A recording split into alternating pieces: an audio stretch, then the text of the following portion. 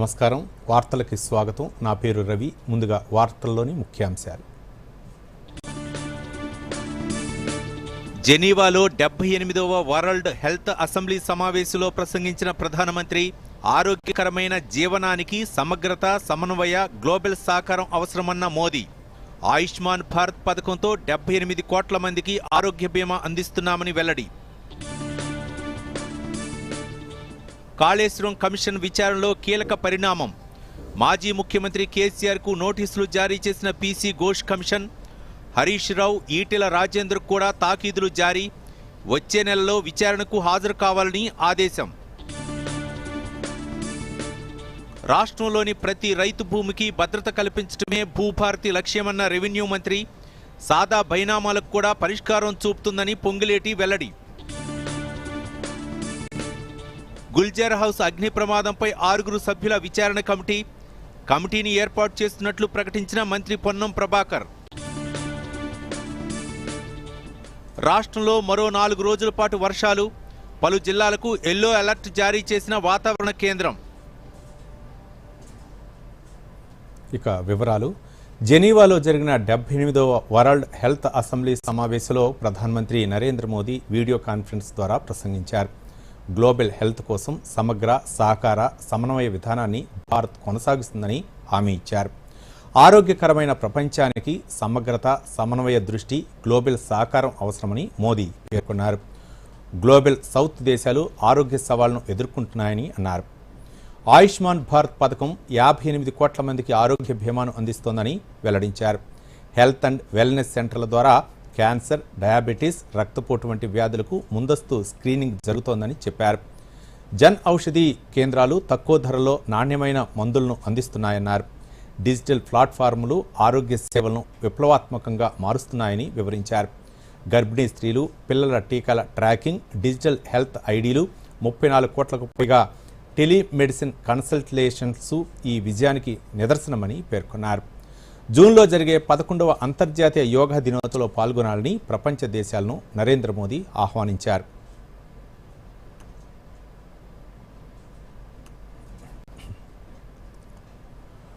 Market నియంత్రణ స్వేచ్ఛ మధ్యన సరైన సమతుల్యత అవసరమని ఆర్థిక మంత్రి నిర్మలా సీతారామన్ అన్నారు దేశంలో పెరుగుతున్న భౌగోళిక రాజకీయ పర్యావరణ సవాళ్ల మధ్య దేశీయ వృద్ధి వీటిపై ఎక్కువగా ఆధారపడుతుందని తెలిపారు న్యూఢిల్లీలో జరిగిన competition commission of India CCI 16వ వార్షికోత్సవంలో కేంద్ర మంత్రి ప్రసంగిస్తూ ఇటీవల సంవత్సరాల్లో ప్రపంచం అనేకమైన అంతరాలను చవిచూసిందన్నారు దీంతో బలమైన దీర్ఘకాలిక విజన్ ఉన్న సంస్థల అవసరం ఏర్పడిందని అన్నారు భారత్లో కొనసాగుతున్న నిర్మాణాత్మక సంస్కరణలు పెట్టుబడుల ఉపసంహరణ డిజిటల్ పబ్లిక్ ఇన్ఫ్రాస్ట్రక్చర్ వంటి మార్కెట్ సామర్థ్యాన్ని పెంచుతున్నాయని పోటీని పెంచడం లక్ష్యంగా ఉన్నాయని ఆర్థిక మంత్రి తెలిపారు మార్కెట్లో పోటీని సజీవంగా ఉంచడంలో సిసిఐ కీలక పాత్ర పోషించిందని మంత్రి అన్నారు 2047 నాటికి వికసిత్ భారత్ దిశగా నియంత్రణ నిఘా వృద్ధి మధ్య సమతుల్యతను సాధించడంలో సిసిఐ పాత్ర చాలా కీలకమని కేంద్ర మంత్రి నిర్మలా సీతారామన్ తెలిపారు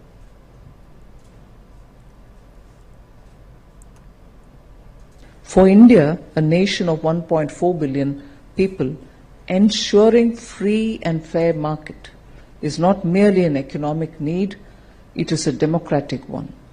Economies that embrace competition are by nature more dynamic, and therefore CCI plays an important role in this backdrop to keep the competition alive in the markets.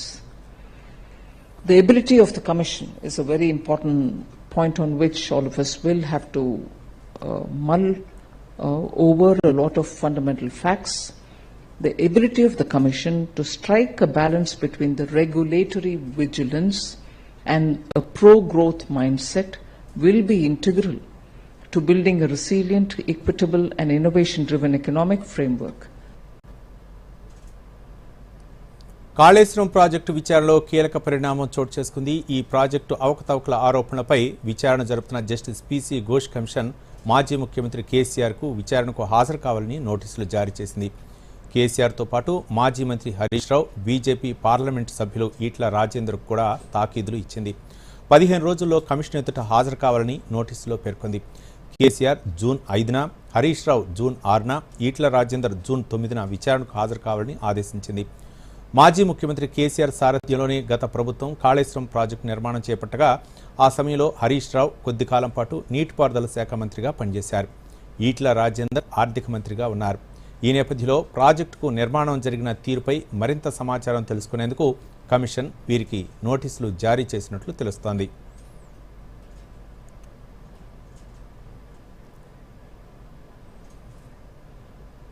Hyderabad Gulzar house అగ్ని ప్రమాద ఘటనపై సమగ్ర విచారణకు తెలంగాణ ప్రభుత్వం 6 ఉన్నతాధికారులతో కమిటీని ఏర్పాటు చేసింది. ఈ మేరకు హైదరాబాద్ ఇన్ఛార్జి మంత్రి పొన్నం ప్రభాకర్ వెల్లడించారు. ఈ కమిటీలో GHMC commissioner R V Karnan, Hyderabad collector Anudeep Durishetty, Hyderabad CP CV Anand, అగ్నిమాపక DG Nagireddy, Hydraa commissioner Ranganath, TGSPDCL CMD Musharraf సభ్యులుగా ఉంటారని తెలిపారు. అగ్ని ప్రమాద ఘటనపై క్షేత్రస్థాయిలో సమగ్ర విచారణ జరపాలని కమిటీని ప్రభుత్వం ఆదేశించింది. భవిష్యత్తులో ఈ తరహా ప్రమాదాలు జరగకుండా తీసుకోవాల్సిన చర్యలపై సిఫార్సులు చేయాలని సూచించింది. మరోవైపు ఈ ప్రమాద ఘటనపై క్లూస్ టీం అధికారులు విచారణ పూర్తి చేశారు.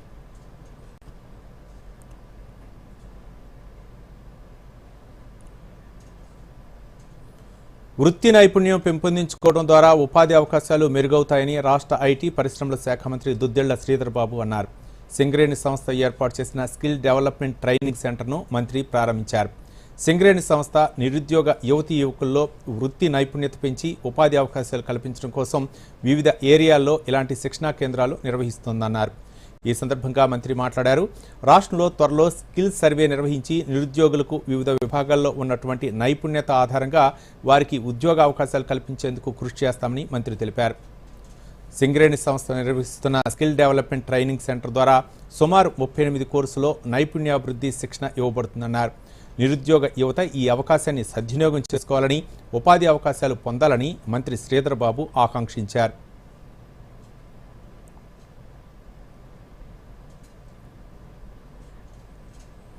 హైదరాబాద్లో జరుగుతున్న మిస్ వరల్డ్ ఈవెంట్లో ప్రధాన పోటీలు ప్రారంభమయ్యాయి. Head to head challenge event ఈ ఉదయం నగరంలోని టీ హబ్లో మొదలైంది.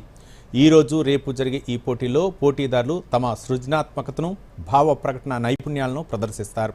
అలాగే పోటీదారులు తమకు స్ఫూర్తిని అందించే విషయాల గురించి వివరిస్తారు.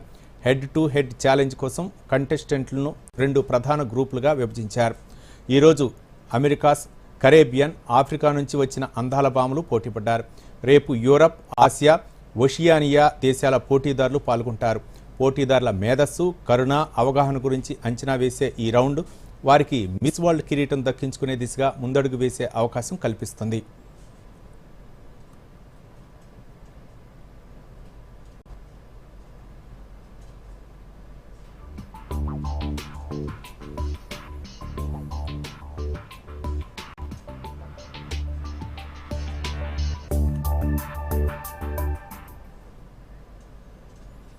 జగిత్యాల జిల్లాలోని ప్రసిద్ధ పుణ్యక్షేత్రం కొండగట్టు ఆంజనేయ స్వామి దేవస్థానంలో పెద్ద హనుమాన్ జయంతి ఉత్సవాలు ఘనంగా ప్రారంభమయ్యాయి. జై హనుమాన్ నామస్మరణతో దేవాలయం మారుమోగింది. స్వామివారి దర్శనం కోసం భక్తులు బారులు తీరారు. నేటి నుంచి 22 వరకు 3 రోజుల పాటు ఈ వేడుకలు జరగనున్నాయి. ఈ సందర్భంగా ఎమ్మెల్యే మేడిపల్లి సత్యం మాట్లాడుతూ భద్రాచలం దేవాలయానికి రాష్ట్ర ప్రభుత్వం తరఫున పట్టు వస్త్రాలు సమర్పించడం జరిగిందని తెలిపారు. తెలంగాణతో పాటు ఇతర రాష్ట్రాల నుండి 4 నుండి 5 లక్షల మంది భక్తులు వస్తారని, వారి సౌకర్యం కోసం చలువ పందిళ్లు, త్రాగునీరు, మెడికల్ క్యాంపులు ఏర్పాటు చేసినట్లు చెప్పారు. అన్ని శాఖల సహకారంతో ఎలాంటి ఇబ్బందులు లేకుండా ఏర్పాట్లు చేశామని, భక్తులందరూ ఉత్సవాల్లో పాల్గొని విజయవంతం చేయాలని ఎమ్మెల్యే కోరారు.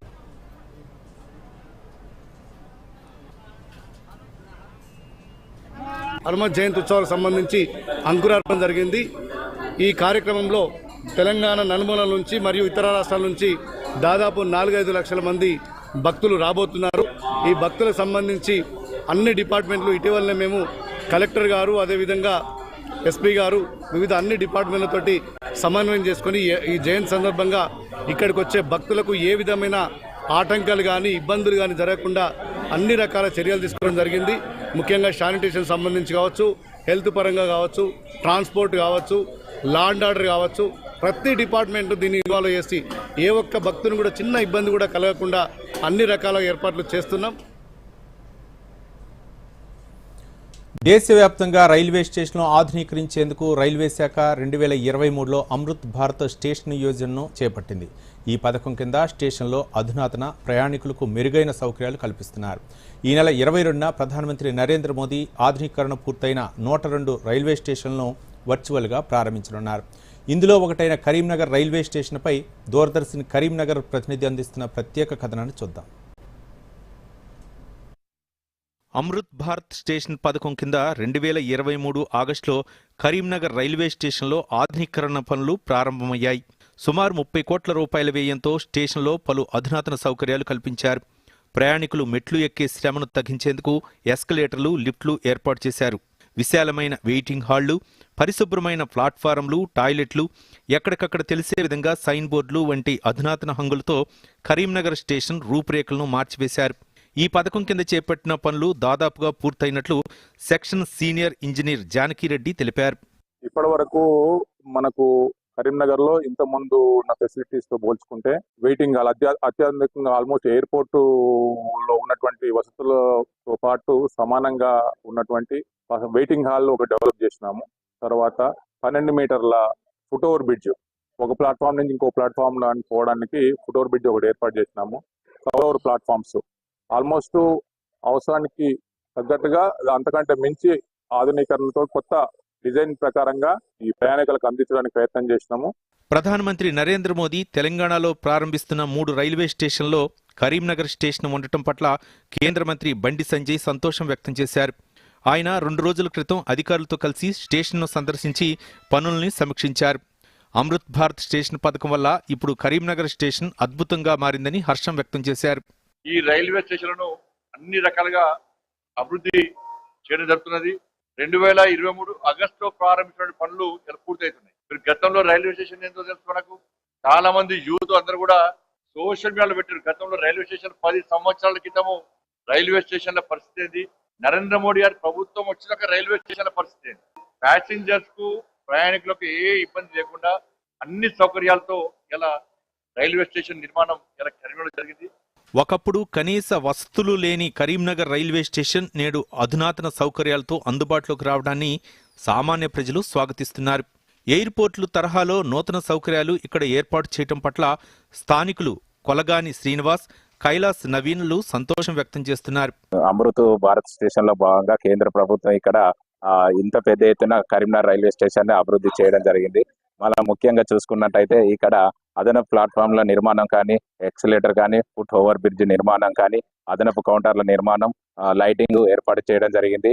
గతంలో ఇక్కడికి ఈ రైల్వే స్టేషన్ రావడానికి ప్రజలు భయపడేటోళ్ళు. గతంలో ఉన్న రైల్వే స్టేషన్ ఇప్పుడున్న రైల్వే స్టేషన్ కు గతంతో పోలిస్తే బ్రహ్మాండమైన ఏర్పాటు చేయడం జరిగింది. కరీంనగర్ లో ఒక కరీంనగర్ రైల్వే స్టేషన్ అంటే ఒక అంగు ఆర్భాటాలతో ఇంత పెద్ద ఏర్పాటు చేయడం జరిగింది. మేము తిరుపతి 2 సార్లు ఈ రైల్వే స్టేషన్ నుంచి వెళ్ళడం జరిగింది. అప్పుడు చూసినట్లయితే ఇక్కడ సౌకర్యాలు అనేది ఏమీ లేవు. ఇక్కడికి వస్తే కూడా ఏదో ఎడారి ప్రాంతానికి వచ్చిన మాదిరిగా ఉంటుండే.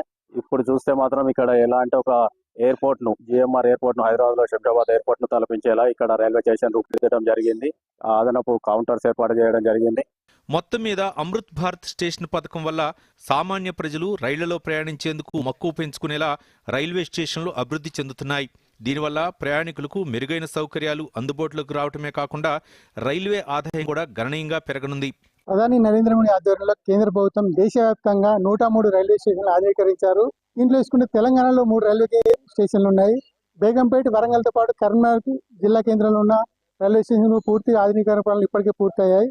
ఈ నెల 22న జరిగే ఈ ప్రధాని వర్చువల్ గా ప్రారంభించే కార్యక్రమానికి అన్ని ఏర్పాట్లు అధికారులు ఇప్పటికే పూర్తి చేశారు. కరీంనగర్ జిల్లా కేంద్రం నుండి హన్మల సంపత్ కుమార్, దూరదర్శన్.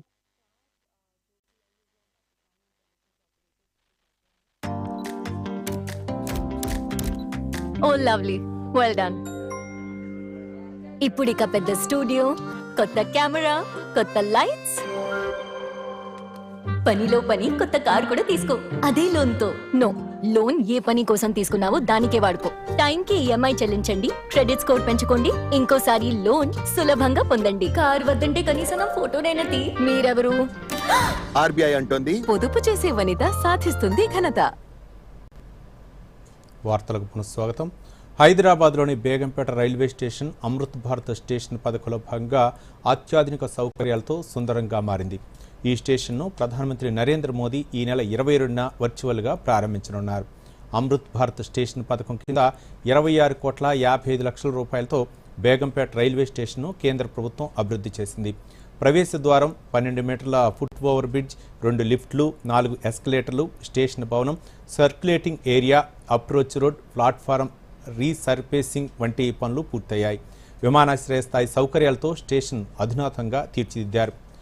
ఈ సందర్భంగా Begumpet railway station chief booking incharge Pallavi Malik మాట్లాడుతూ బేగంపేట రైల్వే స్టేషన్లో సిబ్బంది మొత్తం మహిళలేనని, అన్ని విభాగాల్లో సమర్థవంతంగా పనిచేస్తున్నామని తెలిపారు.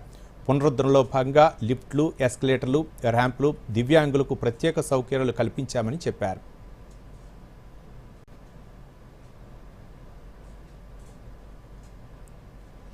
Begumpet railway station is an all-women railway station where all the booking, ticket checking and protection force are all women who are efficiently and responsibly performing their duties. Begumpet station is selected as a part of Amrit Bharat station scheme.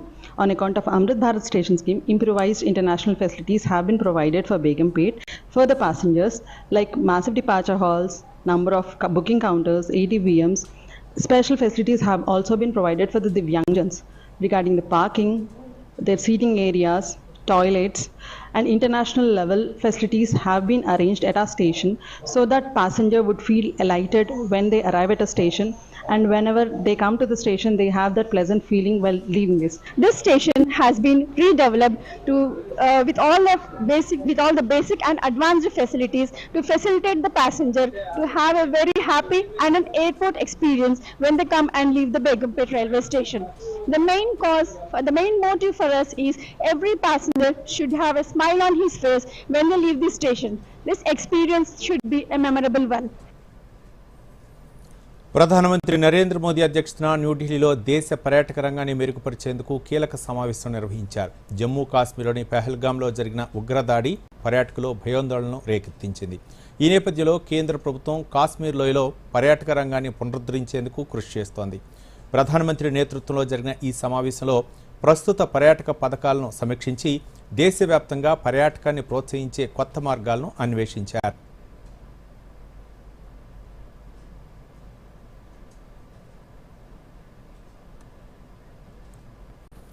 ఆర్టీసీలో కొత్తగా బస్సుల కొనుగోలు, సిబ్బంది నియామకాలు చేపట్టబోతున్నామని రాష్ట్ర రవాణా శాఖ మంత్రి పొన్నం ప్రభాకర్ అన్నారు. రాజన్న సిరిసిల్ల జిల్లా వేములవాడ నుంచి ముంబై నగరానికి 2 ఏసీ బస్సులను మంత్రి ప్రారంభించారు. ఈ కార్యక్రమంలో ప్రభుత్వ విప్ వేములవాడ శాసనసభ్యులు ఆది శ్రీనివాస్, రాజన్న సిరిసిల్ల జిల్లా కలెక్టర్ సందీప్ కుమార్ జా తదితరులు పాల్గొన్నారు. ఈ సందర్భంగా మంత్రి మాట్లాడుతూ ముంబైలో ఉన్న తెలంగాణ ప్రజల విజ్ఞప్తి మేరకు బస్సులను ప్రారంభించామన్నారు. రాబోయే కాలంలో అవసరమైన ప్రాంతాలకు కొత్త బస్సులను నడిపించడానికి చర్యలు తీసుకుంటామన్నారు. అన్ని పుణ్యక్షేత్రాలకు, ప్రధాన పట్టణాలు, నగరాల నుండి ఆర్టీసీ బస్సులను నడిపించే విషయం కూడా పరిశీలనలో ఉందని మంత్రి పొన్నం ప్రభాకర్ తెలియజేశారు. ముంబైకి 2 ఏసీ బస్సులు ఏర్పాటు చేయడం జరిగింది. ఈ రోజు ప్రారంభోత్సవం చేసుకున్నాం. ముంబైలో ఉన్నా ఎక్కడున్నా తెలంగాణే. ఆ తెలంగాణ బిడ్డలకు సంబంధించి రవాణా సౌకర్యం ఎక్కడ ఇబ్బంది కలగద్దని అక్కడి స్థానిక తెలుగు ఉన్నటువంటి బొంబాయిలో ఉన్న తెలుగు సంఘం నాయకులు ఆది శ్రీనివాస్ గారు కోరగానే వారు నాకు ఈ విధంగా బస్సు వేయాలని చెప్పగానే వెంటనే బస్సు ఏర్పాటు చేసి ముఖ్యమంత్రి గారు కూడా వెంటనే ఇటువంటి ఒక బస్సు వేసే నిర్ణయాన్ని వారు ప్రశంసించినారు. ఎక్కడెక్కడైతే అవసరం ఉందో ఇటువంటి బస్సు ఏర్పాట్లను కూడా వెంటనే చేయాలని కోరుతా ఉన్నారు. రాబోయే కాలంలో జిల్లా కేంద్రం నుంచి ప్రతి హైదరాబాద్ కు, అదేవిధంగా ప్రతి పుణ్యక్షేత్రానికి కూడా బస్సులు వేసే విధంగా ప్రణాళిక కొనసాగుతా ఉంది. మహిళలకు మహాలక్ష్మి పథకం కింద ఉచితంగా ఇవ్వడంతో పాటు ఈ పథకం సక్సెస్ కావడానికి కష్టపడుతున్నటువంటి ఆర్టీసీ డ్రైవర్లు, కండక్టర్లు, సిబ్బంది వారందరి సంక్షేమం కొరకు పనిచేస్తూనే ప్రయాణికుల సౌకర్యము, సంస్థ అభివృద్ధి దిశలో పనిచేస్తా ఉన్నాం.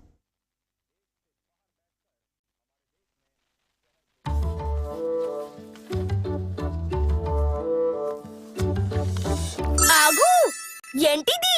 అసలైన నోట్ బ్రో, ఇది చిరిగింది. ఇదిగో చిరిగిన లేదా పాతబడిన నోట్లని బ్యాంక్ బ్రాంచ్ లో ఎక్స్చేంజ్ చేసుకోవచ్చు. వావ్, కొత్త నోట్ ఇస్తారా? అవును, వాటితో నువ్వు మాకు పిజ్జా పార్టీ చేస్తావు. ఆర్బీఐ అంటుంది స్మార్ట్ అవ్వండి, కూల్ గా ఉండండి. వార్తలకు పునఃస్వాగతం. ముఖ్యమంత్రి రేవంత్ రెడ్డి జహీరాబాద్ నియోజకవర్గంలో పలు అభివృద్ధి కార్యక్రమాలకు శ్రీకారం చుట్టనున్నారు. ఈ నేపథ్యంలో సంగారెడ్డి కలెక్టరేట్లో మంత్రి దామోదర రాజనరసింహ అధికారులతో సమీక్షా సమావేశం నిర్వహించారు. అన్ని శాఖల సమన్వయంతో సీఎం పర్యటనను విజయవంతం చేయాలని ఆదేశించారు. పర్యటన రూట్ మ్యాప్, సెక్యూరిటీ, బందోబస్తు, బారికెట్లు, ట్రాఫిక్ నియంత్రణ, త్రాగునీరు, హెలీప్యాడ్, హెల్త్ క్యాంపుల ఏర్పాటుపై విస్తృతంగా చర్చించారు. సీఎం రేవంత్ రెడ్డి ఈ పర్యటనలో బసవేశ్వర విగ్రహావిష్కరణ, కేంద్రీయ విద్యాలయ నూతన భవనం, మహిళా పెట్రోల్ బంక్ను ప్రారంభించనున్నారు. ఈ పర్యటన సంగారెడ్డి జిల్లా అభివృద్ధిలో కొత్త ఒరవడిని సృష్టిస్తుందని మంత్రి దామోదర రాజనరసింహ తెలిపారు. విజయవంతంగా ఈ సభల్ని కానీ ముఖ్యమంత్రి గారి పర్యటన కానీ విజయవంతంగా మనం నిర్వహించవచ్చు అనే సంపూర్ణమైన విశ్వాసం కాబట్టి ఇంకేదైనా చిన్న మార్పులు చేర్పులు ఏమైనా ఉంటే I can come back to you, collect report to you. But the same time I request to all the officers headed by the district collector and the SP that see that no untoward incident or no gap should be there in all the respective departments which have been entrusted with this responsibility. Bhu Bharati చట్టంతో పెండింగ్లో ఉన్న సాదా బైనామా సమస్యలకు పరిష్కారం లభిస్తుందని మంత్రి పొంగులేటి శ్రీనివాసరెడ్డి చెప్పారు. మంచిర్యాల జిల్లా భీమారం మండల కేంద్రంలోని జిల్లా పరిషత్ మైదానంలో నిర్వహించిన భూభారతి చట్టం రెవెన్యూ సదస్సులో స్థానిక శాసనసభ్యులు వివేక్ వెంకటస్వామితో కలిసి మంత్రి పాల్గొన్నారు. ఈ సందర్భంగా మాట్లాడుతూ భూభారతి చట్టం నిబంధనల ప్రకారం సాదా బైనామా దరఖాస్తులు పరిష్కారం అవుతాయని అన్నారు. ఈ చట్టం వల్ల భూ సమస్యల పరిష్కారం వేగంగా జరగటమే కాక రైతులకు నమ్మకమైన భూ సమాచారం అందుతుందని మంత్రి పేర్కొన్నారు. రాష్ట్రంలోని ప్రతి రైతు భూమికి భద్రత కల్పించే విధంగా భూభారతి చట్టాన్ని రూపొందించామన్నారు మంత్రి పొంగులేటి.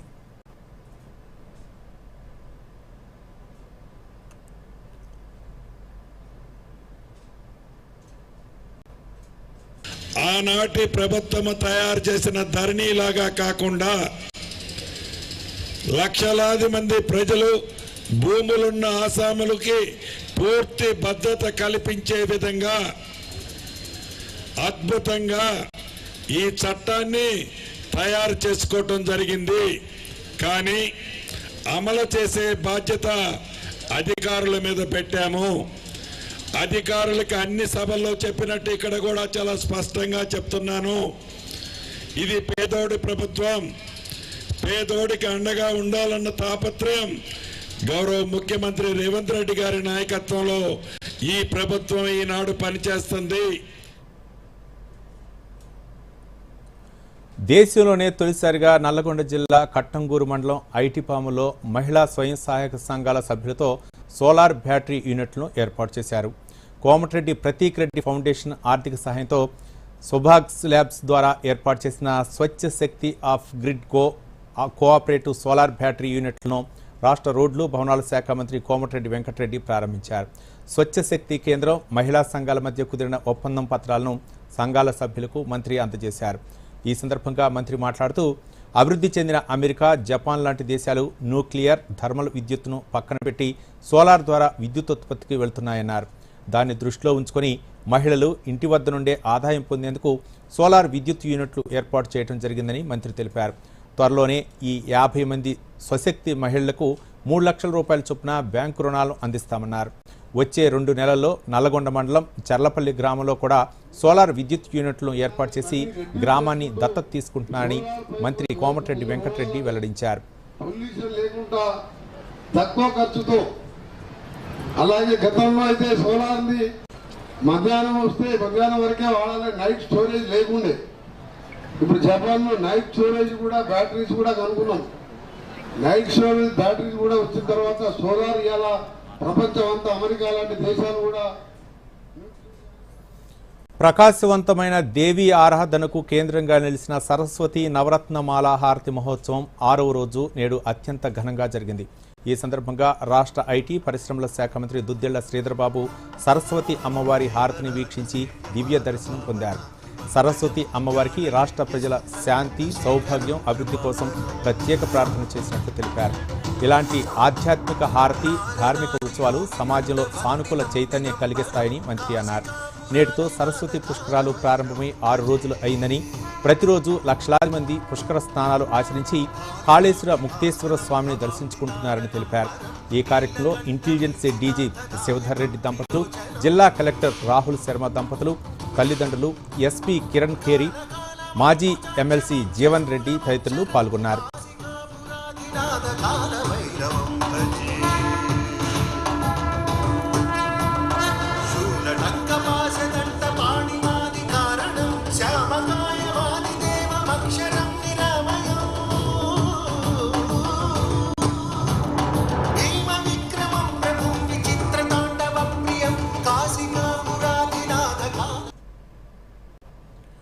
పర్యావరణ హితం, ప్రజల అభివృద్ధి కోణంలో water, land and trees WALTA 2002 చట్టాన్ని పటిష్టంగా అమలు చేయాలని రాష్ట్ర పంచాయతీరాజ్ శాఖ మంత్రి సీతక్క అధికారులను ఆదేశించారు.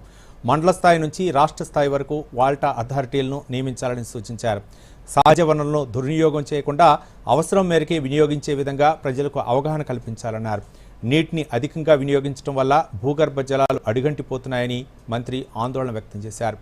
వాల్టా కింద చేపట్టాల్సిన చర్యలపై సచివాలయంలో మంత్రి సమీక్షా సమావేశం నిర్వహించారు. ఈ సందర్భంగా మంత్రి సీతక్క మాట్లాడుతూ నీటిని సంరక్షించడం, నీటి వినియోగంలో ప్రజలకు అవగాహన పెంపొందించడం అత్యంత ఆవశ్యకమన్నారు.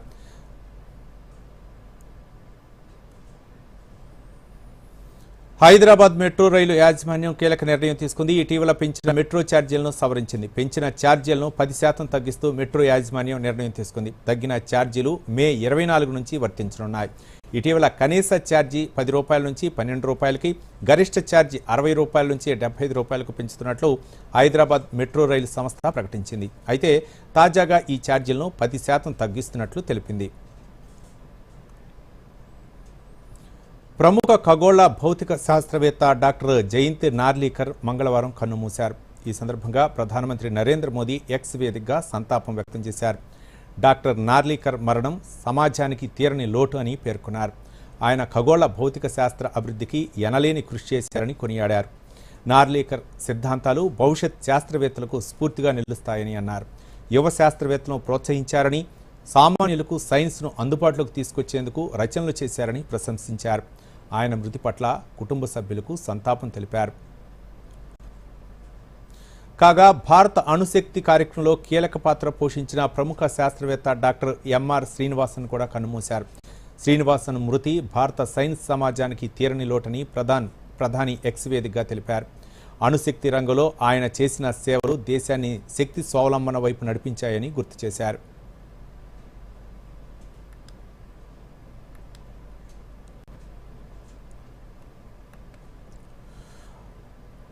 అమృత్ భారత్ స్టేషన్ పథకంలో భాగంగా ప్రధానమంత్రి నరేంద్ర మోదీ ఆధునీకరించిన రైల్వే స్టేషన్లను మే 22న వర్చువల్గా ప్రారంభించనున్నారు.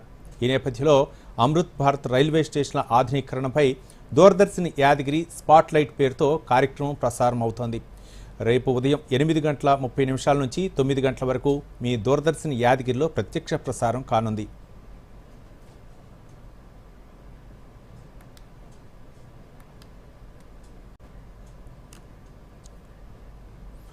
ఐపీఎల్ 2025 ప్లే ఆఫ్స్ వేదికలను బీసీఐ ఖరారు చేసింది. మొల్లాన్పూర్, అహ్మదాబాద్లో 4 ప్లే ఆఫ్స్ మ్యాచ్లు నిర్వహించనున్నారు. మే 29న జరిగే క్వాలిఫైయర్ 1, మే 30న జరగనున్న ఎలిమినేటర్ మ్యాచ్లకు మల్లాన్పూర్ ఆతిథ్యమిస్తుంది. జూన్ 1న జరిగే క్వాలిఫైయర్ 2, జూన్ 3న జరిగే ఫైనల్ మ్యాచ్లు అహ్మదాబాద్లో జరుగుతాయి. ఈ మేరకు బీసీఐ ప్రకటన విడుదల చేసింది.